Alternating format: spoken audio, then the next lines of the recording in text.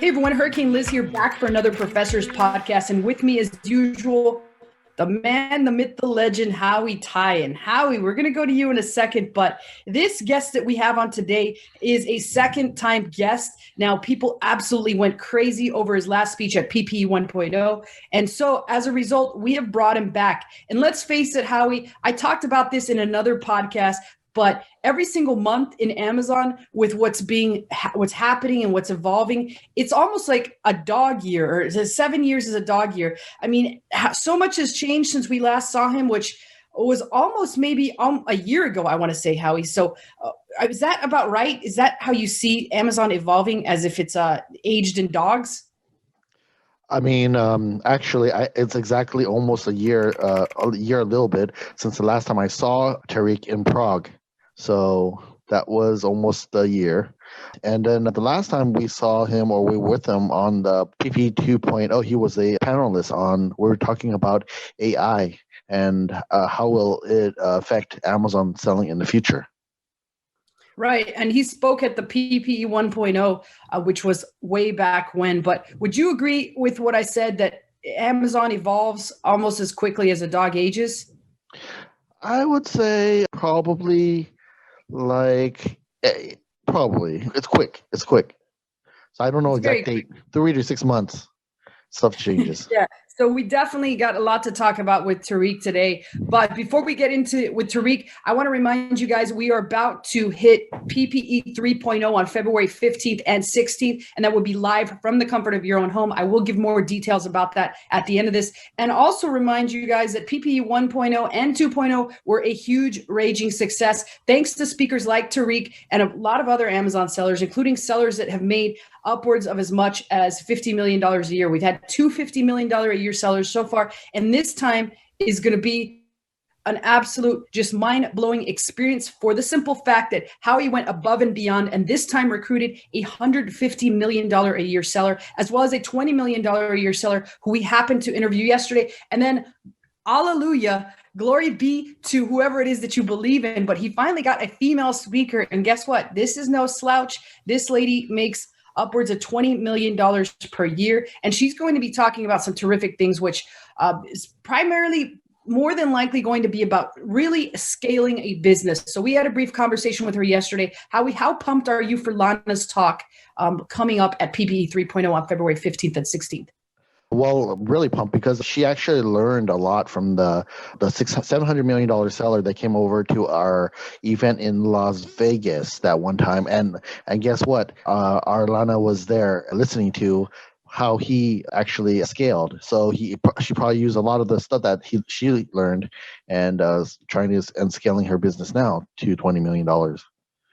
Yeah, which is the amazing part of this actual mastermind, is the people that you get to meet will impact your business greatly. And this gentleman that we're about to talk with today, we're going to chicken wing it with him as well, since he's been on here twice. We don't want to ask him the same thing. Like I said, Amazon is constantly evolving, as well as the knowledge required to be able to be at the best. So without further ado, let's introduce Tarik, who is the primary person, the leader of an agency. It's a PPC agency focused on machine learning and artificially intelligent type things. And who knows what else he's got up his sleeve. So we'll talk to him today. But Tarik, I always get your agency name confused with the actual Central Intelligence Agency of the UK, which is MI6. Now, correct me if I'm wrong. It's something to that effect, but it's that sexy. It's that intriguing in terms of the way that it sounds. Let me know a little bit more about what you do. Let the people who weren't able to see you on the first interview know a little bit more about your background, as well as what you've been working on for the past year and how much Amazon has evolved, particularly in the PPC field, since that's your area of expertise. Yeah, so thank you, Liz, for this great introduction. So as you said, our name is kind of mysterious. It's M19, so it's Magellan 19. Our company is basically, it's not an agency. It's a software that is doing AI optimization for PPC, for advertising on Amazon. So our tool is managing all ad formats on Amazon using our clients' data to optimize and to scale their sales, and of course, reduce the ACOS when it's possible and when it makes sense. So I'm one of the co-founders of the company. My background is mainly engineering. So like Howard, I'm a geek. Like I studied computer science, machine learning, and all these things. I worked many years in a research and development lab in a big famous advertising company here in France for 6 years as a machine learning engineer. So basically I was spending all my time improving and building algorithms to improve mainly search algorithms. And we decided to leave this company, leave the research and development department with some colleagues that are my co-founders now in M19 to build this engine and use it on Amazon. We used to do it on Google before. We say, okay, so we know how to do it. We did it before. Let's do it for ourselves on Amazon. And after 4 months, we had something, the first version of our engine. Now it's very different. But after only 4 months, because it's a topic that we dealt with during many years before, we had something up and running, and we started already optimizing for one account. So basically, this is my background. It's a super technical background. Now, my role in M19 is a bit different. I'm more focused on data analytics and at the same time, some of the business side, since I'm talking to a lot of sellers to understand more their needs, to see how we can use all other areas outside PPC to improve PPC. So it's super interesting to have this new role that is not anymore 100% tech and machine learning development, but it's only 70% now machine learning and development, and the rest is trying to translate the business needs into our system. And Tarik, in the past, since we last saw you, which is about a year, how much do you see that PPC has evolved? Wow, yeah. So a lot of things changed. The first and big thing that has changed is competition. So we can see that competition is way harder than 1 year ago, for different reasons. And the main ones are, first, like big brands, like big corporate brands now they are aware of the importance of being present online and especially on Amazon and the potential that is there. Because of COVID, they had to do the digital switch, and now they are investing more and more online. And a piece of this investment is on Amazon. And because they are throwing budgets there, it's making advertising more expensive. So the first reason is this, having big corporate investing more. The second reason is the fact that there are more and more FBA acquirers.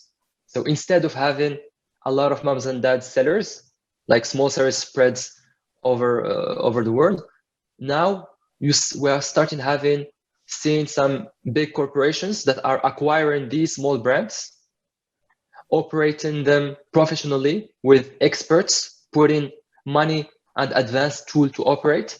So this is creating competition as well.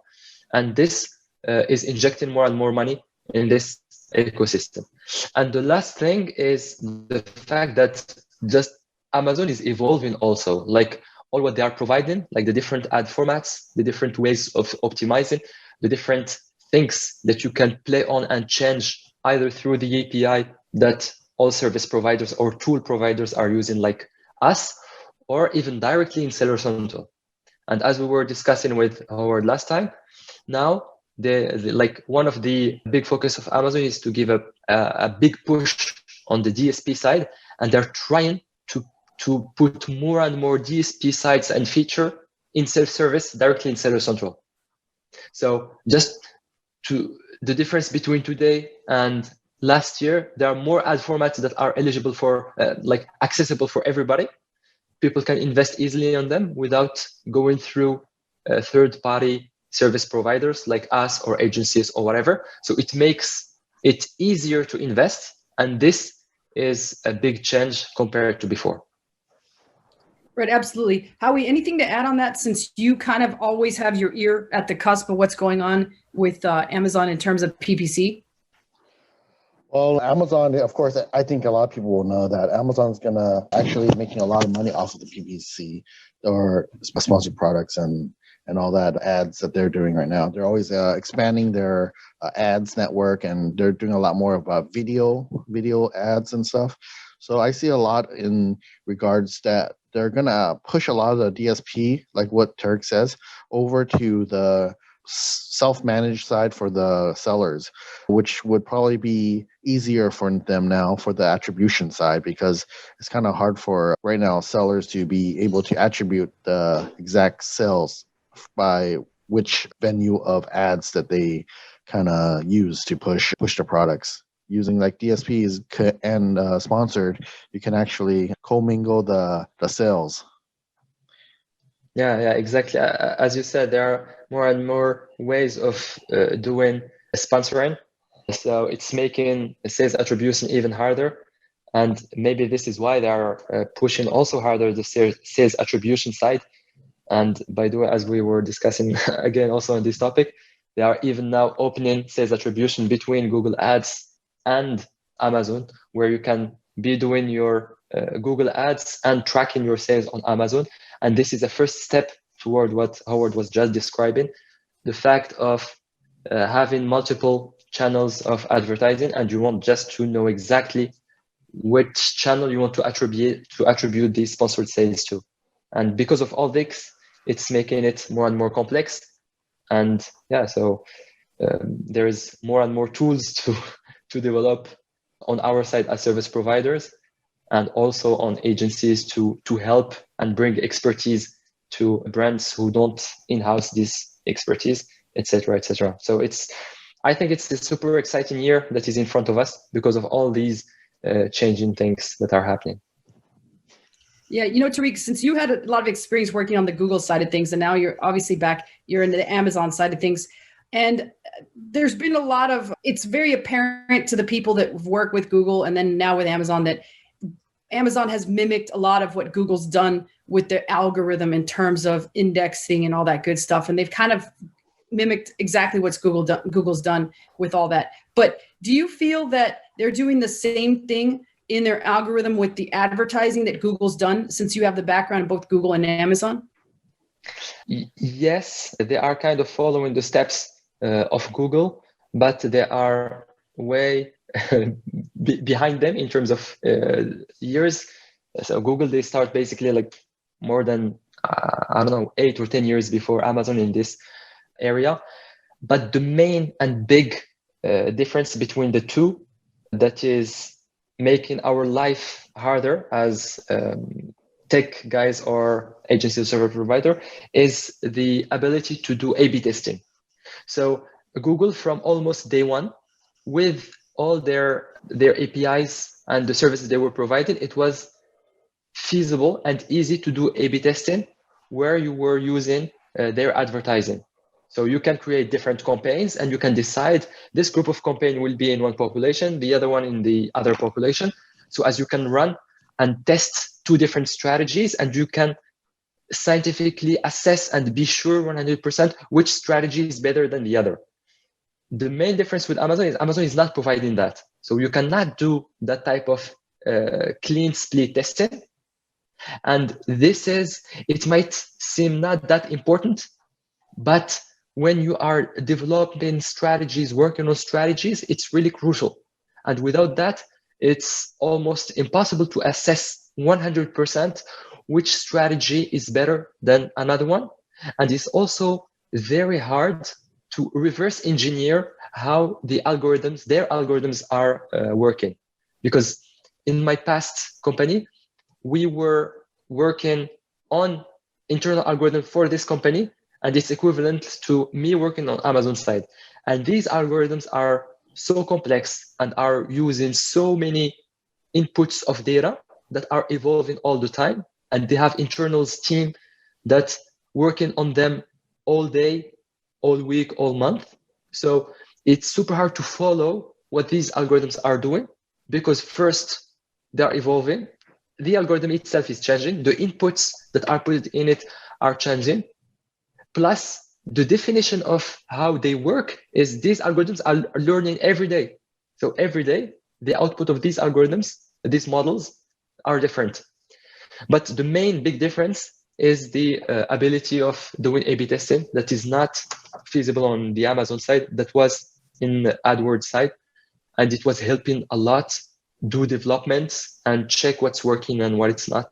when we are developing strategies. And do you ever foresee Amazon doing that, allowing people to A/B test? No, and we are always asking that. We are discussing with them at least once a month, at least with some Amazon reps that are in charge of taking care of all software providers, and we are asking for it all the time. For the moment, there is no signal to something in this direction, but we will keep asking. Yeah, that kind of seems a little bit disappointing. Howie, you have any additional questions to add for Tarik about any of that? Not at this point. Okay, Tarik, one other thing that I was talking about is obviously evolving, and Amazon's emulating the way Google's evolved. How about on the spend side as a consumer or as somebody that wants to run ads on Amazon? How expensive is Amazon getting in that respect? And is it making it difficult for brand new sellers or mid-level sellers that want to scale more to be able to compete with the big guys? Do you see that ever capping out? When Google capped out, you saw a lot of people run away from Google and then jump into Facebook. But obviously on Amazon, the one real big choice you have is Amazon. But do you ever see them catching Google in terms of prices are capped out already? Yeah, so basically these Amazon and Google are using the same systems. It's second price auction systems where you pay what the second price, your second competitor that is bidding just below you is willing to pay. So basically it's not Google or Amazon that kind of decide the prices, it's just the competition. And according to what we said before, since this competition is getting harder and harder, prices are higher. We are not today doing Amazon advertising is not as expensive as doing AdWords. As we see in AdWords, we know there are some categories where if you are not paying more than $7 the click, you won't be displayed in page one. It's not yet the case on Amazon. It's very rare niches where the CPCs are that high in the categories, but I think we'll come to it. But overall, it's increasing the way it was increasing in Google because of competition, not because of their internal strategies, because they just put a second price auction, and the more demand and people participating in it, the higher cost it will be for everybody. And as you said, today, for small sellers with limited cash flow and limited capacity to take risk and invest before getting returns, it's getting harder and harder to make it work and to make a product launch without spending and wasting some money at the beginning. And that brings me to another question is, now the bigger sellers obviously can afford to pay for software such as yours and be able to even pay for managers, PPC managers, which, can be a coin flip whether you get a good one or a bad one. Some of them could be using your software, some of them could not. But what kind of advantage do people have using some type of machine learning or artificial intelligence with running their PPC? Yeah, this is a good question. Just a first disclaimer, a PPC expert working manually can do super good job. It's not today. It's not you don't have to go through machine learning or an automated tool to have a good PPC strategy in place. So manually, you can do something very good if you know exactly your landscape, if you know the most important keyword, the most competitors, and you have some time to spend on your account. So it's feasible. But what's the advantage of the tool over a guy is that the tool will be working all the day. Every day, the tool will be fetching new data, adjusting everything, not based on their gut feeling or what they think will be work or not, but based on the data itself, its performance, how it's converting, and with statistical significance. So it's just maths, it's equations. We compute if it's a noisy signal or a true signal, if we have enough data or not to react and readjust. So basically, these are the two main important things for a machine handling based on a machine learning that is just math, or a human. The fact that the machine is working 7 days, 24 hours, and is not overreacting, and the machine is taking all decisions based on statistics and not gut feeling that sometimes might be good, but at scale on thousands of keywords, it might not work all the time. So these are the main differences, in my opinion. Right. And Howie, let's take the same question to you, since you obviously deal a lot with PPC. You've put your ear to the wall and you follow almost everything that happens. What kind of advantage do you think a seller has when using these tools in comparison to your standard everyday tools, or just a PPC guy doing it manually? Well, it might be I might be kind of very. I already know what you're going to say. I don't know. Biased. Biased, but I don't know what to say. But because I'm all into automation and everything like that, so when you have this PPC AI machine learning, it's kind of like more like it's cruise control. You know, manually you could do it, but how many people do you need to have in order to be able to scale something really big? You know, so the machine itself could be scaled. You could have 100 products, 1,000 products, 100,000 products. It just works the same way, and it's not gonna ask you for more, more pay or anything like that, because it's just that the human, you would need a lot more people to do the same thing, with so many accounts and so on. So if we were trying to, we're in the process of linking where keyword research to PPC AI with launching products all in one system. So that's what we're working on right now for our Signallytics side, using signals with PPC as part of it. Yeah, one of the biggest concerns, Tarik, that we've been talking about in the past couple podcasts that we've had so far this run around was the influx of Chinese sellers coming into Amazon, and it's seemingly not stopping, right? What do you see? And this is why, to me, it's so fascinating, because when we were in one of Howie's last masterminds in China, the one thing that I noticed going into the actual event and to the factory that we were at, Howie, the office, is there were over 3,000 people in this office. And it seemed like the Chinese, while their way of scaling was manpower. I'm curious, have you seen an influx of the need for Chinese sellers to want to automate or use some kind of software for their PPC versus what I saw, which was pretty much a company that was just hiring as many Chinese as they could to sit there and type things out? But have you seen an influx of these people that are using this type of software? So let me share an experience we had internally in M19.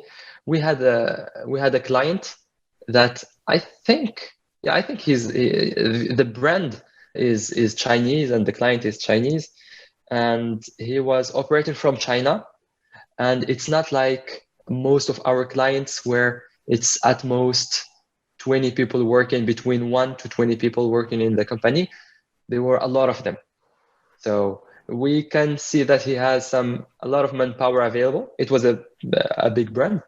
And what we noticed is these guys, they understand what the machine learning can do, the value it will bring, but at the same time, they are so micromanaging and they have so many people to do even thousands and thousands of operational days with SOPs and everything, that it was almost incompatible with these two systems. You have a system that can do thousands, if not millions, of operation on your behalf, and you have the teams, the structure, the culture, the SOPs to do massive work. And when you try to mix these two, you will have interference and competition between the two, and sometimes it leads to non-optimal strategies. So yes, if you want to do like perfect PPC, you need to spend a lot of time and a huge amount of operations need to be done. And when you want to do both, a lot of manual work with an automated PPC tool, it's not the best thing to do. So yeah, we felt and we had that experience before with one Chinese client that we had.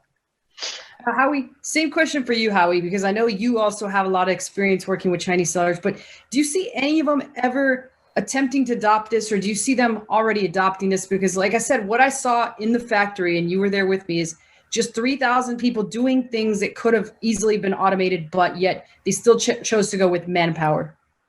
Maybe it's a culture thing. a culture thing where they're used to managing a lot of people. So for them to let go of the whole entire PPC and let the machine run, they're probably not used to. And maybe in a way that it's still kind of new technology. They can't fathom how it really works.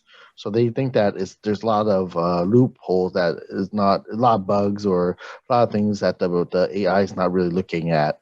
So that's why they kind of micromanage, and then they ask questions here and there. And how does it look at this part? Does it do this? Does it do that? So there's a lot of trust factor, I would say, as well. What do you think, Tarik? Yeah, you're right. There's also, as you said, it's culture, and there's also this trust factor where it's super hard for them to delegate 100% to a machine if they don't trust it 1000%. Otherwise, as you said, they are keeping asking, digging, what if, and trying to check that there are no bugs, nothing, which is good when you are developing software. You need to always check all the corner cases and everything. But when you have a system that is working, you just need to take it as it is. And of course, a system by itself won't be doing all the job. So you need to have a system that is doing automation, but with a human on top of it that knows the business and the strategy to guide this system. So I think the problem with that type of, maybe there's some of the culture, but I think we can find non-Chinese sellers that have that type of profiles. And for these profiles, they just need to understand that automation AI is there to do this huge work of selecting keywords, adjusting bids by every cent, but the strategy, structuring the guidance, it's always on their side. So it's always on the agency side or on the brand manager side. So this is what they need to keep in mind. Yeah. Anything to add there, Howie, or any other questions that came up for Tarik? No, I'm not really. I kind of feel like I talk to him every day. Seems like I talked to you yesterday, Tarik. Yeah, I bet a lot of people would love to be a fly on a wall to hear one of you guys' conversation. So I certainly do not have a shortage of questions. People know out there that, well, Howie's a man of few words. I can make up for those words with my mouth. So let me go ahead and continue asking Tarik a couple questions that I'm curious about. And Howie, if you happen to come up with anything, just go ahead and interject anytime you want. But Tarik, my next question for you is, let's talk about the opportunities available on Amazon advertising as a whole. I'm sure there's so many of them, and that's probably a very broad question, but which ones spark up interest in your mind, and which ones would you like to kind of talk to people about?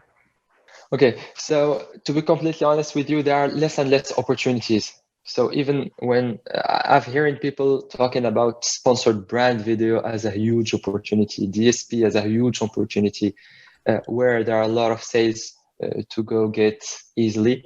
We are working with hundreds of clients, so I have access to the data, I see the strategies, I see the results. I don't think it's true. So let's just be honest, there is no easy opportunities left there on Amazon, especially on the advertising side. So today, in my opinion, the opportunity, you just need to have a good strategy where you are sure about your coverage. Either you are going after the important keywords or only the long tail, or both. You should be sure about what you are covering, how you are covering it, but what type of matching you are using, making sure that all your matching types and your coverage is clean with no overlaps. And you make sure that you are using all ad formats so as you increase your chances to occupy more space, because not all the ad formats are eligible for all placements on Amazon. So maybe if you are using only some formats, for example, sponsored products and not sponsored brand and display, you won't be eligible for some placement. So you reduce the opportunity you might get. So just make sure that you are covering all this, and there are different strategies to do that. And as long as you are piloting everything performance-based, like based on ACOS or on your profit, you don't care. So the best opportunity for me is just to make sure that the coverage is perfect in terms of keyword and controlled, and there are different strategies to have, and also in terms of ad formats, that are the different available ad formats, either the new ones or the already existing old ones. Both, they are very good and working. And for the DSP side, it depends. I wouldn't recommend it as an opportunity unless the account is super big.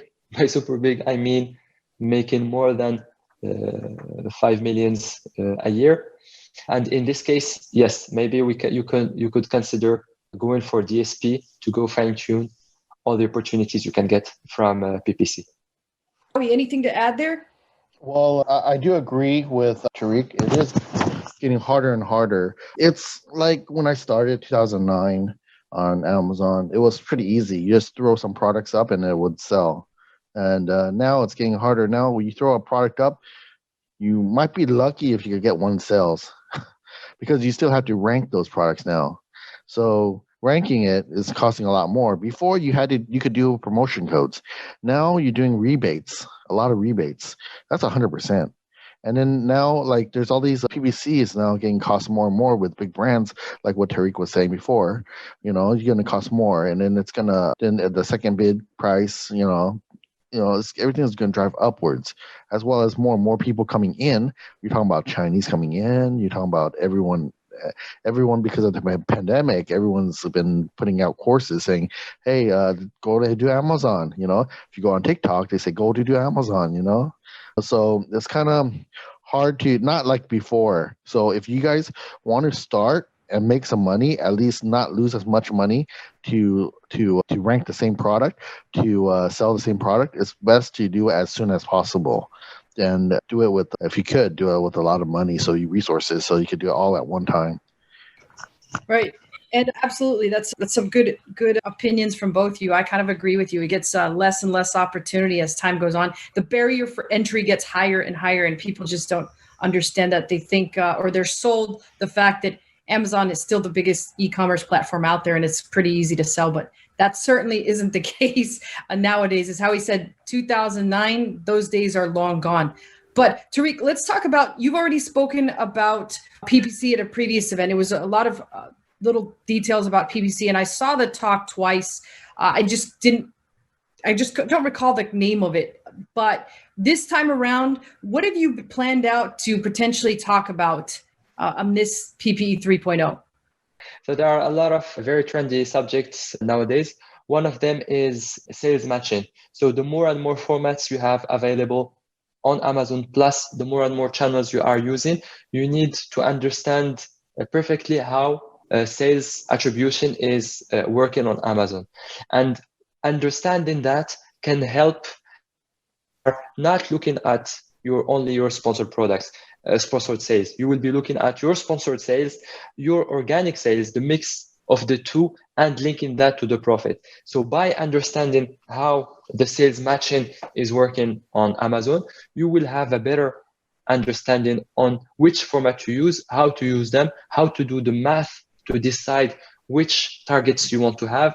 And this can be a good subject to cover during the PP. There are other subjects we discussed before with Howard, other related to different types of management, different types of strategies you can have in PPC, and other topics. Awesome. Howie, is there anything that you've thought about Tarik potentially talking about, or what is it? Did you like something that he just mentioned? Well, I'm also I'm thinking about maybe having a panel where we have some PPC experts that are doing agency without using a system like AI, and comparing it with an AI. So maybe have a panel and let them talk. I think Lazar is here on this PP 3.0, and we have Tarik. Maybe we can communicate and see how maybe some kind of a discussion on both sides of the spectrum. Yeah, that sounds amazing. So I certainly, for one, would be looking forward to that. But I think that wraps it up for everything that I have. Unless you have anything to add, Howie, let's get to Tarik's final words. I'm trying to think, but I think last time when we were at PP 2.0, Tarik wasn't a speaker. He was mainly a panelist on the subject of AI. It blew everyone's mind away because it's like Tarik is so technical and stuff like that. Everyone's so smart. Everyone wanted to ask him questions and here and there, and then pick out on his brain and learn from him. I always talk to him about like ranking, using AI to rank products and stuff like that. Not with PPC, but in the same sense, learning the algorithm, learning Amazon's algorithm, using an AI. So there's a lot of stuff that we go into detail and stuff. So I'm not sure what else to ask, but I'm sure that we're gonna come up with some good topics that everyone would probably enjoy. Absolutely. And I just do want to remind everybody that Tarik did speak at PPE 1.0. So he did have a presentation there, although he was on the panel at PPE 2.0. And as I said before, he was crowd favorite at PPE 1.0. He was one of those. And at PPE 2.0, people had so many questions for him. So I'm looking forward to hearing him on PPE 3.0. Tarik, any final words from you before we say goodbye? Yes, I just wanted to share how excited I am to participate to this event because there are always super good discussions. And also the audience is usually super technical. So the questions are super technical. So I guess that the networking there between the audience, between people can be sometimes even better than the knowledge you can grab from some talks, at least mine. I'm not saying that. So my point is, it's always a pleasure to do that. There are smart people asking questions. So if you participate, take the time to talk to these people as well, in addition to the questions you will be asking. And my last final thing I want to leave you with is 2021 will be so different because things are really changing on Amazon. And one of the biggest changes that I already mentioned is the fact that there are more and more people that are there to acquire sellers. So it's a good thing for all sellers because it makes the exit more feasible and maybe easier because at least there are more and more buyers. It will make things harder because of competition, but at least there's always this way of selling. And this will have a huge change in what will be happening in Amazon in the next year. Right, absolutely. And thanks so much, Tarik, for being part of this. As I said, like you said, there are some very smart people asking some questions, and there's a lot of shy people that don't ask questions. But like I usually tell, hey, don't be afraid. We don't bite, at least not virtually. So I look forward to seeing you, and I look forward to being at PPE 3.0, which is February 15th and 16th. So mark your calendars and get that early bird pricing right now, which is 50% off the usual price. And this is the price that the usual brotherhood / sisterhood of Amazon's most elite sellers pay for this. So once you pay that price forever, you are locked in at that 50% off deal. And trust me when I say we've got people that re-attend these things. We got some people that have attended almost every single one of them. So I'm pretty sure that they will be at this one, or at least they will be replaying it, as you do get the replays forever. So you get to keep the replays forever. And that's the exciting thing about it. Howie, any last words before I say the URL where people can get that early bird price at? Well, this time we're going to do a lot of really crazy, what do you call it? Like more of the networking side, right? Interacting, yeah. We're actually designing the whole entire PPE 3.0 on a new concept of more of the networking. It's kind of similar to what's out there right now for Clubhouse, but in the sense where you can actually virtual see each other and talk to each other and stuff like that. So it's going to be pretty interesting how it will turn out, because this is going to be our first time doing it, and we really think that this new technology and this new presentation style will really be very attractive and very educational. Absolutely. So thank you, Howie, for that. We finally got some words out of Howie. Didn't even have to buy him a shot. That's the great thing about Howie. Sometimes he can surprise you. So to learn more about PPE 3.0, head on over to howardtai.com/PPE 3. And again, early bird pricing, you got about a week and a half to lock that in. 50% off the usual price. Again, howardtai.com/PPE 3. And on behalf of Howie, as well as Tarik, this is Liz signing off. I'll look forward to seeing you all there on February 15th and 16th. Have a great day.